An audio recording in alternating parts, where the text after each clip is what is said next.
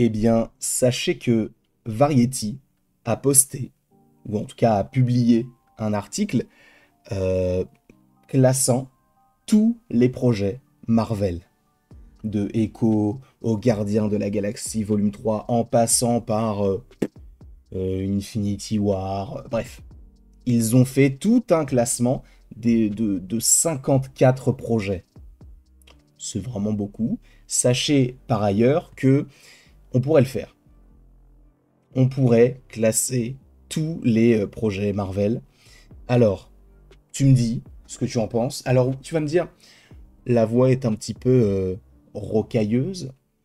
Tu ne te sens pas forcément très bien. Tu veux une camomille? Je viens de me réveiller. J'ai une énorme journée qui m'attend aujourd'hui. Et je n'avais que ce créneau entre 6 heures du matin et 9 heures pour tourner des vidéos. Disons, je ne suis pas la personne la plus fraîche là actuellement du monde, hein, mais ça va me réveiller.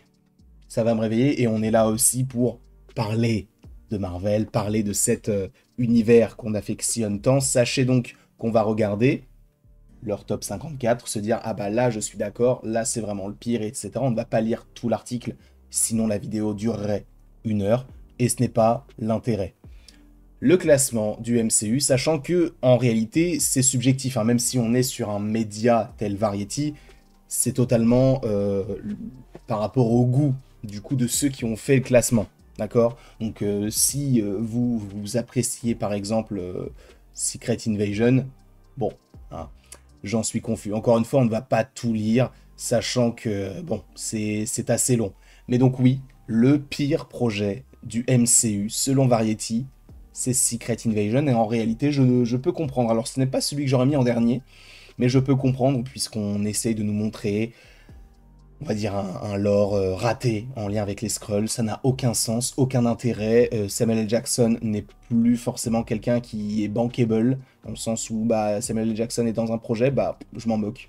C'est pas forcément très intéressant, puisque son personnage est tout pourri, hein. On en a marre un peu de Nick Fury, passons à autre chose, et je pense qu'il y a tellement d'autres idées à explorer, et Secret Invasion en série avec un seul super-héros qui n'est autre que War Machine, je pense que tu aurais pu faire mieux, Marvel, tu aurais pu faire bien mieux. Là, je les trouve un peu durs. Thor, le monde des ténèbres en 53e position, pour moi, le film a d'énormes qualités. Loki, l'évocation des pierres de l'infini. Alors évidemment, Malekith, il est claqué. Toute l'évocation autour de l'utilisation, on va dire, de l'éther, c'est un petit peu brouillon.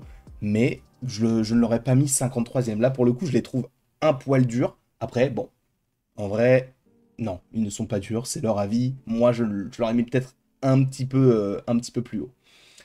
Ant-Man et la Guêpe Quantumania, merci Variety de rappeler certaines choses. Je l'aurais mis en dernier. Je l'aurais mis en dernier, ex aequo avec Secret Invasion, Thor, Love and Thunder et Iron Man 3. Je pense qu'on pourrait avoir un petit flop 4 dans ce style-là. Est-ce que j'ai vraiment besoin de préciser pourquoi Ant-Man et la Guêpe Quantumania est si nul?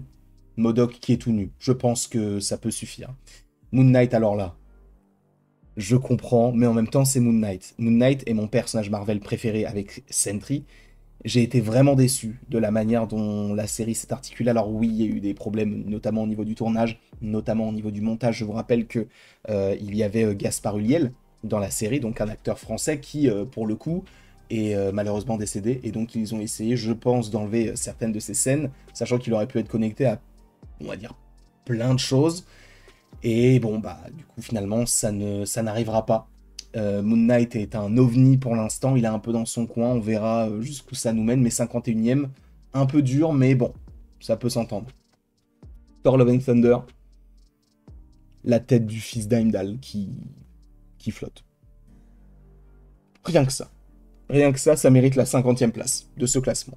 On va essayer de passer un petit peu en revue, hein, sachant que si vous voulez un avis plus précis sur les projets, sachez que tous les projets du MCU, on en a parlé, hein. Bon, peut-être pas forcément ceux qui sont très anciens, comme Iron Man, bah, pour le coup Thor 2, etc. Mais celui-ci, on en a parlé, on a même fait 2 critiques sur le sujet, si je ne dis pas de bêtises.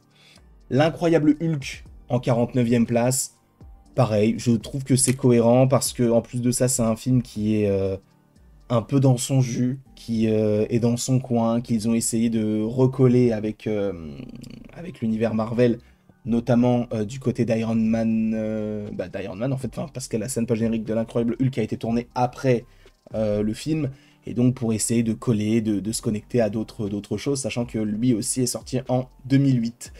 Iron Man 2, je les trouve dur. Je les trouve durs. Ce n'est pas le pire film Iron Man. Pour moi, c'est le 3. Mais en 48e place, je trouve qu'il y a... Oui, il y a énormément de défauts. Et je pense que je parle aussi avec la nostalgie en le défendant. Mais pour moi, le film n'est pas du tout horrible. Bien loin de là. Echo, c'est un peu dur. Un peu dur parce que je trouve pas que ce soit un projet qui soit si mauvais. Je pense que c'est un projet qui juste n'est pas intéressant et qui ne raconte rien. À part amorcer le fait que Wilson Fisk va se présenter à la mairie de New York, qui nous amène vers Daredevil, Echo ne sert à rien. Le projet ne sert à rien, le personnage n'est pas forcément très intéressant non plus, donc il n'y a pas tant de choses à ressortir de la série, mais de là à la mettre si basse, je pense qu'il y a d'autres trucs moins bien. Eternals 46e, je ne comprends pas. Là, pour le coup, c'est l'incompréhension la plus totale. Ils ont mis Eternals 46e sur 54. Pour moi, Eternals, ça fait partie du top 3 MCU. Hein. Peut-être t'as les top 4, ça se tape avec Captain America, le soldat de l'hiver, mais ce film-là, en termes de réalisation, c'est très bon. Les costumes sont géniaux, pardon. Le casting est fou. Enfin, tout est quasi, est vraiment génial. Après, c'est vrai que Outre-Atlantique, ce film-là ne marche pas tant parce que peut-être un petit peu trop contemplatif et ce n'est pas forcément ce que le public américain attend d'un film Marvel. Mais bon, ça changeait. Là où certaines personnes aux États-Unis disent que le MCU c'est toujours la même chose, là bon. Captain America, le meilleur des mondes, lui aussi, j'aurais pu le mettre avec les plus nuls au niveau des films et des séries. Un film réalisé par Julius Onah, ce film est claqué, vous voyez rien qu'à l'image, c'est mal fait, alors que c'est simplement un mec tangible sur un décor tangible, et donc ils ne sont pas vraiment allés sur les cerisiers en fleurs, ils ont juste essayé de donner un petit côté un peu poétique et tout, c'est claqué, c'est mal fait, c'est mal interprété, ça raconte rien non plus, enfin c'est un film qui est fait pour être fait, là, de mettre Falcon and the Winter Soldier 44e place, là, il y a volonté de nuire. Alors là, je ne vois pas à quel moment tu mets ce projet-là 44e. C'est vraiment l'une des meilleures séries Marvel. Alors je ne dis pas que les séries Marvel sont géniales non plus, hein, pas toutes, mais celle-ci est plutôt bien construite, sachant qu'en plus de ça, à la base, c'était censé parler d'un virus. Évidemment qu'ils ont changé d'histoire parce que c'était par rapport au Covid, ils se sont dit que c'est peut-être pas forcément la chose à faire, de parler d'un virus mortel et mondial. Donc essayons de parler d'autre chose, et pour le coup, c'est un peu dommage de le placer 44e, mais j'entends. What If, 43e, ils ont mis What If au-dessus de The Falcon and the Winter Soldier, quand tu as un épisode où What If, dans lequel Jon Favreau interprète Happy Hogan qui devient le Hulk violet pour Noël avec Darcy Lewis. Ils ont fait quand même un épisode où Happy Hogan a Non, Darcy Lewis a un enfant avec Howard le canard. On va où avec ça? Pour moi, What If, ça serait aussi dans les derniers, je comprends, mais de là à le mettre au-dessus de The Falcon and the Winter Soldier, je trouve ça un peu dur, comme l'ère d'Ultron. L'ère d'Ultron, pour moi, c'est le deuxième meilleur film Avengers. Parce que sombre, parce que un film qui se veut complémentaire par rapport au premier et qui veut aller en profondeur par rapport à l'histoire de certains personnages, notamment Hulk, Hawkeye et Black Widow, qui ont été peut-être les personnages moins évoqués du côté du premier film. Donc on essayait, on va dire, de contrebalancer un petit peu l'intérêt de ces films-là. Je trouve que 42e, c'est très, très dur. Werewolf by Night, dites-vous qu'ils mettent Werewolf by Night au-dessus d'Avengers, l'ère d'Ultron. Le film est bien, hein, c'est pas un souci, mais c'est pas exceptionnel, hein, il se passe pas grand-chose, c'est classique. Le côté un peu... comment pourrait-on dire ça? Effet pratique. C'est bien, c'est cool, le côté noir et blanc. Après, ils ont sorti une version couleur. Ça rend bien. Mais de là à le mettre au-dessus d'Avengers, l'ère d'Ultron, bon. C'est dommage. Thor 1. Oui, je peux comprendre qu'on le mette ici, moi. Je l'ai noté d'ailleurs sur Letterboxd. Alors je ne sais pas si au moment où je tourne cette vidéo, la vidéo est déjà sortie par rapport à Letterboxd. Mais oui, un Thor 40e, ça me choque pas outre mesure. Je lui aurais mis 2 étoiles sur 5 de toute manière. She-Hulk, ils ont mis She-Hulk au-dessus de The Falcon and the Winter Soldier. Ils ont mis She-Hulk au-dessus d'Avengers, l'ère d'Ultron. She-Hulk. On parle de cette série où le personnage principal est raté. Visuellement, il est nul. On te parle d'une série où les antagonistes sont claqués. On te parle d'une série qui est raté du début à la fin. Enfin, le début est sympa, on va dire, du milieu à la fin. Il y a du Daredevil, c'est sympa, mais c'est le seul moment où je me suis dit, ok, là, il y a un intérêt à la série.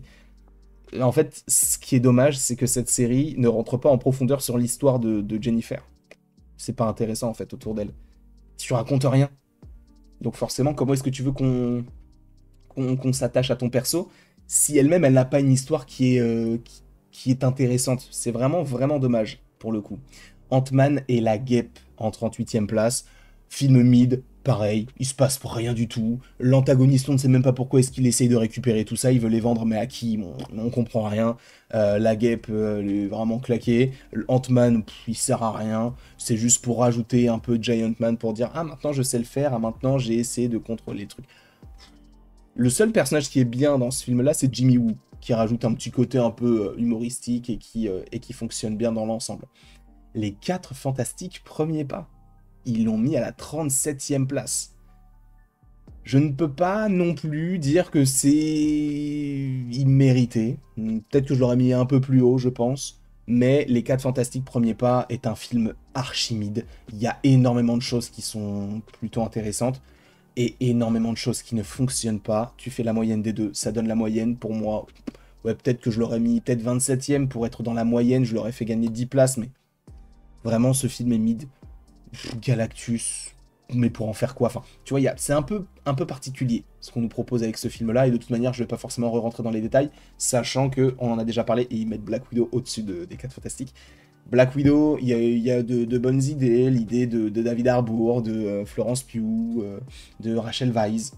Oui, c'est un bon cast, évidemment, Scarlett Johansson. Le film n'est pas mauvais, juste j'aurais aimé une autre histoire que ça, j'aurais aimé une vraie origin story sur le perso, plutôt que d'avoir un petit peu quand elle est jeune et après un post-Civil War. C'est pas forcément ce que j'aurais voulu pour le personnage. Iron Man 3 pour moi, vous le savez, c'est ignoble, c'est immonde. Le film est claqué, il est surcoté de fou. Alors oui, l'armure elle est exceptionnelle et pour moi c'est l'une des meilleures armures du côté du MCU. Mais ce film-là est raté. Pour moi, ce film-là est totalement raté. Captain Marvel, mid aussi. Alors je lui mettrais 2 étoiles sur 5. Parce que oui, il y a des choses qui ne vont pas dans ce film-là, mais en même temps, le film n'est pas horrible non plus. Il ne raconte pas grand-chose, il ne sert pas à grand-chose dans le sens où il sert à présenter Captain Marvel, mais qui ne sera même pas trop utilisé du côté d'Endgame. Et là, pour le coup, pour moi, c'est un gros point négatif. The Marvels, je l'aurais mis aussi au-dessus de Captain Marvel. Le film n'est pas dégueu du tout. Visuellement, bon, il y a peut-être des choses à revoir, mais déjà, j'adore le nouveau costume de Captain Marvel. Je trouve que le côté un peu comics accurate, c'est génial. Je suis moins fan du costume de Miss Marvel qui fait vraiment pyjama pour le coup. Photon qui commence à prendre un peu d'ampleur et on le voit notamment avec la scène post-générique avec le fauve et tout, elle va peut-être avoir une grande importance par la suite. Donc oui, le Marvel, The Marvels du côté de la 33e place, ça me paraît crédible. Miss Marvel, c'est une série qui est plutôt sympa. Pas exceptionnelle non plus, au niveau des effets spéciaux, c'est claqué. En revanche, oui, le personnage est très attachant. On a une belle origin story, c'est vrai que j'aurais aimé la voir dans plus de projets depuis, puisqu'on l'a plus revu depuis The Marvels et on l'a vu surtout dans Miss Marvel. On aurait pu la voir peut-être dans d'autres projets ici et là. Alors normalement on est censé la revoir du côté de Marvel Zombies cette année, qui d'ailleurs sera le prochain projet Marvel à sortir sur Disney+. Et donc ouais, 32e place. Ensuite on a Ant-Man, film mid, rien d'intéressant non plus. J'ai l'impression d'être un peu dur, mais je comprends en fait là pour le coup la majorité de leur classement. Ironheart, une série qui est coupée en deux, un début catastrophique, une fin qui l'est un peu moins. Le personnage n'est pas forcément non plus très attachant, pas forcément super bien développé. Je trouve pas que ce soit le meilleur personnage de sa propre série, et ça pour moi c'est un problème, sachant que pour moi le meilleur personnage c'est Zelma, et on la voit que 2 fois dans la série, donc c'est vraiment un gros problème. J'aime pas tant ce projet-là, mais j'entends que ce soit vraiment quelque chose que vous appréciez de votre côté. Doctor Strange à la 29e place, c'est dur. C'est dur, mais c'est vrai que je préfère le 2. Moi, personnellement, je trouve que le film il est intéressant dans l'histoire, dans l'origin story, mais c'est une histoire qu'en fait on a trop vu. On a trop vu ça, le côté un peu vaniteux qui est obligé de redescendre plus bas que terre pour se reconstruire. On l'a vu avec Iron Man, on l'a vu avec Thor, on va le voir, en tout cas après Doctor Strange, avec Black Panther. Ce sont des choses qu'on voit tout le temps.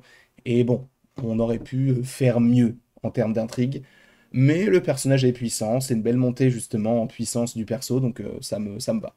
Thunderbolts 28ème, là c'est dur. Là c'est dur. Je l'aurais pas mis dans le top 3. Je pense que pour moi il fait partie du top 10, hein, les Thunderbolts. C'est une très belle histoire. Ils ont voulu raconter quelque chose de plutôt intéressant sur Sentry notamment. Euh, J'aurais aimé qu'on aille peut-être un petit peu plus en profondeur. Le personnage le plus intéressant reste Yelena Belova, c'est elle qui porte le film, avec on va dire un co-casting qui est assez oui, assez garni, hein, si j'ose dire. Moi, j'aime beaucoup US Agent, qui pour moi est le meilleur personnage post-Endgame. D'ailleurs, j'ai l'impression de me répéter par rapport aux notes que j'ai données. Mais 28ème, Thunderbolt, ça me paraît un peu dur. Daredevil Born Again, 27ème, je l'aurais peut-être mis un petit peu plus bas. Parce que, in fine, quand tu regardes la série, tu sens que t'as deux séries en une. T'as un bon début, t'as une bonne fin, mais le milieu, il est un peu... on sait pas vraiment quoi en penser, sachant que ça a été confirmé, hein. On a dit aux créateurs de la série, ne regardez pas la série originale afin de vous occuper de la suite. Sachant que c'est Dario Payne qui s'est occupé du projet, qui a lui-même travaillé, je crois qu'il a travaillé sur Daredevil, mais il a surtout travaillé sur Punisher. Mais il est venu après pour aider sur Daredevil Born Again. À la base, ce n'était pas lui. Et c'est compliqué, hein, ce projet-là est compliqué. La série sur Spider-Man en animation, j'aurais aimé qu'elle soit plus haute parce que je trouve que c'est vraiment une très belle surprise. Alors peut-être que ce qui l'a fait baisser, c'est son animation qui est un peu simpliste. J'ai toujours pas compris pourquoi est-ce qu'ils avaient adopté cette esthétique-là, mais je trouve que en fait au début c'est un peu particulier, mais l'œil s'habitue.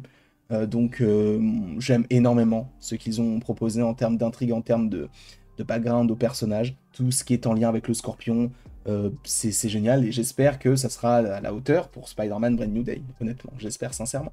Doctor Strange in the Multiverse of Madness, 25ème, ça me paraît dur, mais voilà, le film a frôlé le milliard, un film de Sam Raimi, on ressent un peu la vibe 2000, de superbes antagonistes, enfin un superbe antagoniste, donc Wanda. De plus, on a un très beau lore par rapport au multivers. Alors j'aurais aimé qu'on en voit peut-être un petit peu plus, parce que le multivers de la folie, bon, t'aurais juste pu évoquer multivers. Bon, le Madness, c'est pour Wanda, mais 25ème, ça me paraît un poil dur. Les Gardiens de la Galaxie Volume 3, comment est-ce que tu oses le mettre 24ème? Ce qui signifie que les Gardiens de la Galaxie Volume 3, ils le mettent derrière les Gardiens de la Galaxie Volume 2. À la limite que tu le mettes derrière le 1, je peux comprendre parce que le 1, beaucoup l'aiment. Moi, c'est mon film, moi je lui aurais mis premier, hein. Les Gardiens Volume 3, c'est le premier pour moi. Je comprends pas. Bah du coup, ils mettent les Gardiens 3 derrière le special de Noël. Non, là, je vous juge, Variety. C'est quoi ce classement de merde? Non, les gars, abusez pas. On a un développement de fou sur Rocket et là, tu préfères ce truc-là, le special de Noël. Tu préfères ça au Gardien 3, mais on est où là? Je comprends pas. Frauduleux. Il est derrière Far From Home, mais c'est vrai qu'il y a No Way Home. Oh là là là là, No Way Home, je suis sûr qu'ils vont le mettre dans le top 10, c'est pas possible. Far From Home. En plus de ça, pour moi, c'est le meilleur Home. Là, il est où Homecoming? Il devrait être derrière ça, frère. Il est où? Il est où? Œil de Faucon, Hawkeye. Vous vous rendez compte qu'ils ont mis Hawkeye devant les Gardiens de la Galaxie 3? Ouais, Black Panther Wakanda Forever 20ème.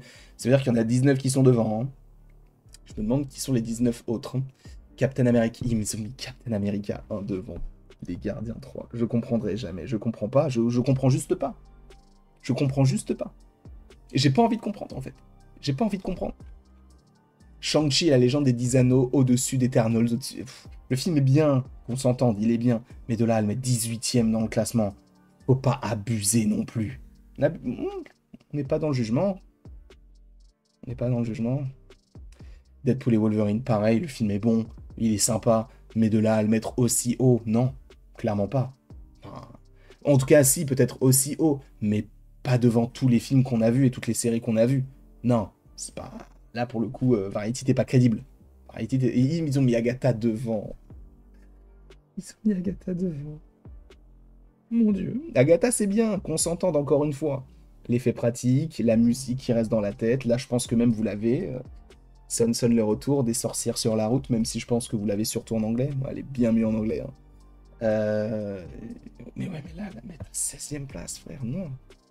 Juste derrière Avengers, en plus. Tu mets Agatha juste derrière Avengers. Après, ils étaient plusieurs pour faire ce classement-là. Et encore une fois, ils n'ont pas forcément les mêmes attentes que nous. Hein. En France et aux États-Unis, c'est différent. Donc les Avengers 15e, ça, pour le coup, ça me choque pas, la place. Mais derrière Spider-Man, du coup, ils ont préféré Spider-Man Homecoming à Avengers. Gros. Civil War 13e place, ça, à la limite, je peux l'entendre. Ce qui signifie que dans leur classement, c'est Captain America 2 qui est au-dessus dans la trilogie, donc ça, c'est plutôt cohérent. Infinity War 12e. Oh, j'ai hâte de voir ce qu'ils ont mis devant Infinity War. Ça veut dire qu'ils ont mis Endgame devant. Vraiment, ce film-là, il regroupe tout ce qu'est un film crossover. Tu as tout dans ce film-là. Les Gardiens de la Galaxie volume 2 devant Infinity War. Oh là là là là. Je vais même, tu sais quoi, je vais même pas réfléchir. Loki, ok, Loki, pour moi, c'est une des meilleures séries. C'est même la meilleure série de Disney, hein, pour moi. Thor Ragnarok Thor Ragnarok est devant Infinity War. Le film est bien. Mais là, bon, Iron Man, je comprends qu'il soit dans les top 10 de beaucoup de personnes. Spider-Man No Way Home devant Iron Man. Mais où on est? Mais c'est quoi ce classement claqué? No Way Home est devant Infinity War. X-Men 97 est devant Infinity War. La série est géniale, mais on souffle tellement fort. On souffle tellement fort. Captain America, le soldat de l'hiver, 5e place, d'accord. WandaVision, devant Infinity War, encore une fois, je comprends pas, mais bon. Voilà. Les Gardiens de la Galaxie, top 3, ce qui signifie que le top 2, logiquement, c'est Captain America, The Winter Soldier. Ah non, mais attends, il est où, The Winter Soldier? On l'a passé? Je sais même pas. Ah bah non, je suis bête, il est là. Les Gardiens de la Galaxie, top 3, pour le coup. Black Panther, top 2. Ok, ça se comprend. Et le premier, c'est Avengers Endgame. Non. En tout cas, pour moi, clairement pas. Ce classement-là, je sais pas où est-ce qu'ils veulent aller, mais je trouve qu'il est vraiment, ça n'a aucun sens. Ça n'a aucun sens. Alors, c'est subjectif. Hein. Moi-même, je peux préférer, admettons, du The Marvels à, je sais pas quoi, à Endgame. Mais, enfin, pas Endgame, non, qu'est-ce que je raconte, moi, à d'autres films que vous avez aimés, genre Iron Man 3. Et là, on peut se dire, ah ouais, t'es frauduleux. Mais là, j'ai jamais rien vu d'aussi frauduleux. Et pourtant, je suis pas là. Là, j'avais dit, de toute façon, on serait dans le jugement. C'est la seule fois où on le sera. Je ne vais pas du tout juger hein, votre top 54. En revanche, si vous voulez un top 54, dites-le moi dans les commentaires. Je le ferai, avec plaisir. En tout cas, donnez-moi votre avis par rapport à tout cela dans les commentaires. Si vous voulez le top 54, écrivez 54 dans les commentaires. On fera ça peut-être la semaine prochaine ou la semaine d'après. Histoire que je puisse bien faire mon classement et pas me tromper, en tout cas avec mes goûts. Bref, donnez-moi votre avis par rapport à tout cela dans les commentaires. Il ne me reste plus qu'à vous dire à la prochaine pour la prochaine. Encore une fois, merci beaucoup à vous d'avoir été présents. On se retrouve d'ici quelques temps pour de nouvelles vidéos et pour de nouvelles aventures. Et d'ici là, passez une excellente journée.